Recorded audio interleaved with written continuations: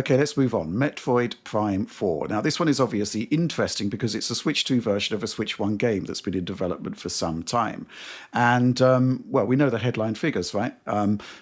It's going to be running at 4K 60 frames per second. And there is a 1080p 120 FPS mode. And, yeah, there's been some sort of conjecture online rather about the Switch 2's capabilities. 4K 60, wow, this is the sort of stuff that PS5 and Series X is doing, and 1080p 120, ditto. I think the thing we need to bear in mind here is that this is a Switch 2 port of a Switch 1 game, and not just a Switch 1 game, but a Switch 1 game that looks so good that people kept asking us if it's running on Switch 2 when it was running at 900p 60.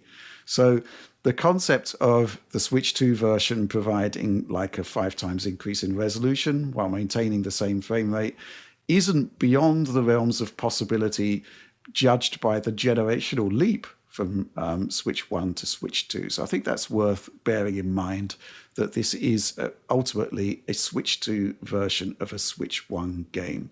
Now, that's not to say that you still can't have superb artistic design that looks great at higher resolutions.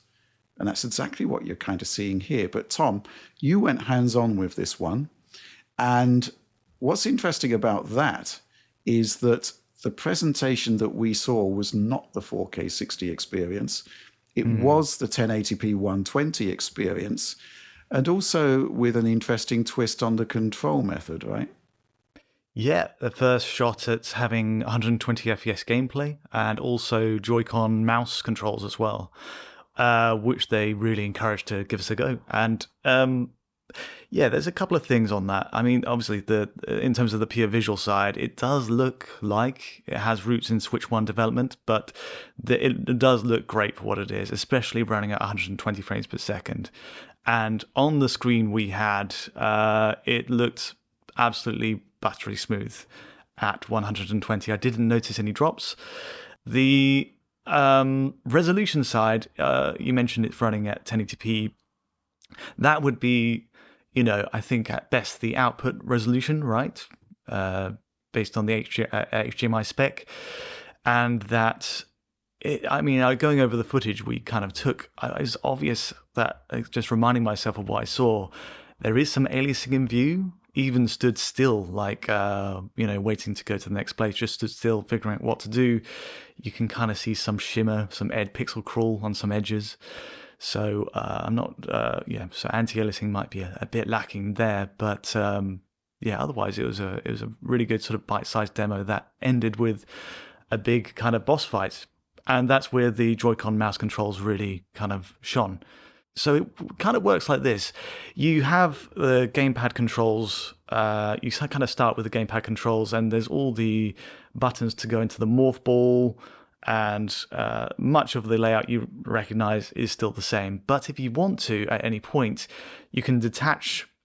You can take the right Switch Joy-Con, plant it side on the table, and start using it as a mouse. You obviously wrap your index and middle finger around the top, just as you would with a mouse, to hit the 2 trigger buttons, and you get your 2 fire modes from that, like regular fire and missiles. It works well, and I did find that there's an accuracy to doing it that felt akin to playing on PC, but it did feel like something was not quite there. Like it is sharper, more precise, but it also felt like your positioning ergonomically was a little bit awkward. And I think others have mentioned this. I think there's an article on Eurogamer about this as well. But you've still got to use your thumb to hit the face buttons to change to the morph ball. So you've got to constantly.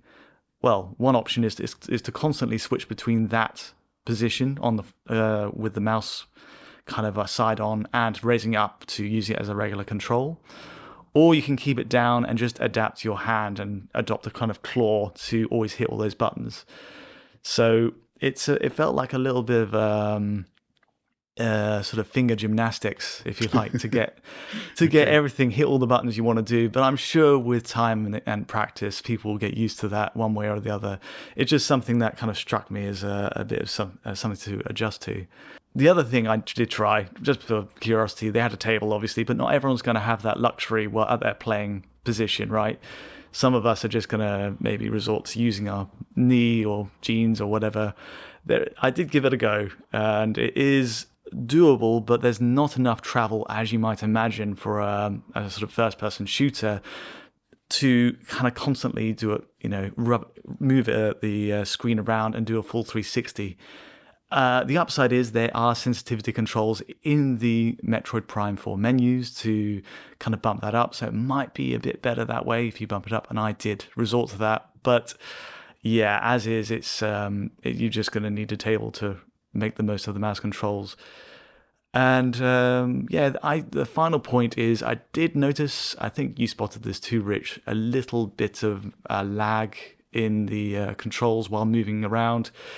It might be down to the TV setup. I'm not sure, but it's just a smidgen more than I might expect from a PC style first person shooter with a mouse. But otherwise, I was very, very impressed. As kind of a proof of concept, this was the perfect game to use this with. There's one other game which we'll get to later, but this was the big one for proving the innovations of the Joy-Cons this time around. Interesting. I did notice just by watching the movement of your hand and the response on screen that there did seem to be some latency there.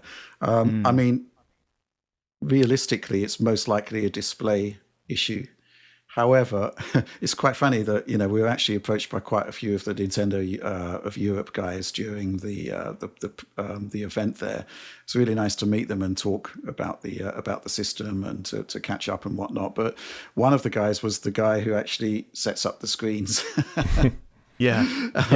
I think basically, I think he was telling us that John noted something off with one of the displays at an event he went to, and since then, they basically calibrate all of the displays before an event, and they had to go in and recalibrate and reset rather the screens for Cyberpunk 2077 because somehow they'd switched to store mode. Where that was the main issue we had with Cyberpunk to begin with, where basically you could tell that motion smoothing was on because the quality mode at 30 FPS was displaying at 60, and there was huge artifacting around text and massive stylization issues. So on the one hand, it did look a little bit laggy, and I noticed that you were changing the sensitivity of the controls based off that. And it did look a lot better once you actually changed that sensitivity. But on the other hand, is it a display issue? Well, Nintendo are really on it with displays there. So we'll have to just wait and see once we go hands-on with the unit ourselves. But certainly in performance terms, it just looked buttery smooth to use the tried and tested cliche. Oliver, you looked at this footage. I did, although I have very limited footage of actually Metroid Prime 4. I have a lot of footage of Tom's hands, so I get a pretty good impression of the mousing behavior in this game. I guess comfort will be one issue that comes to mind here, just in terms of that kind of claw grip. It's nice that you can transition. Grip. Yeah, it's a very kind of claw grip. Yeah, I get what you're saying, actually. Yeah. Uh-huh. I like that you can transition between the mouse and the Joy-Con kind of analog thing seamlessly. I think that's cool. But I also wouldn't mind maybe a kind of mouse shell attachment for the Joy-Con, maybe produced by some third party that basically turns that into like more of a mouse, an actual mouse that you can kind of grip like this, rather than just a kind of claw-like slab of kind of sushi like that shape is there. We also do have, this is not maybe pertinent to the hands-on stuff, but we do have some 120 hertz footage from Nintendo, some direct feed capture, which does look very good, but looking through it just now, there are some compromises. The fire animations are like flip books, and they update at 30 FPS, 30 hertz, and the weapons fire from enemies updates at 60 hertz. Interestingly, if you slow it down, you can notice that. Oh, interesting. Maybe not too noticeable at 120 hertz in real life at real time, but if you slow it down, it's pretty easy to see. But it does look pretty good. But again, this is a game where 1080p, 120, 4K 60, what do you choose? The anti-aliasing, if it's present, does not look too great there at 1080p 120. So maybe go for the 4K experience, but again, losing out on that kind of nice temporal update there at 120 FPS is a bit of a downgrade there for sure. So picking what mode you go with here is going to be a little bit more difficult, perhaps, than with some other titles, I suspect. Yeah, it's interesting. A point I'd like to pick up from Tom earlier about the actual output.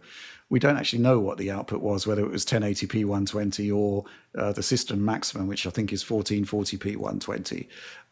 You would obviously, if you could choose, have 1080p 120 because that should match the content and would avoid double scaling. But yeah, we don't know, because actually that was something which was a bit frustrating. I'd have really liked to have taken a good look at the display menus to see what was actually possible there, but you just couldn't. It was just you were just locked out.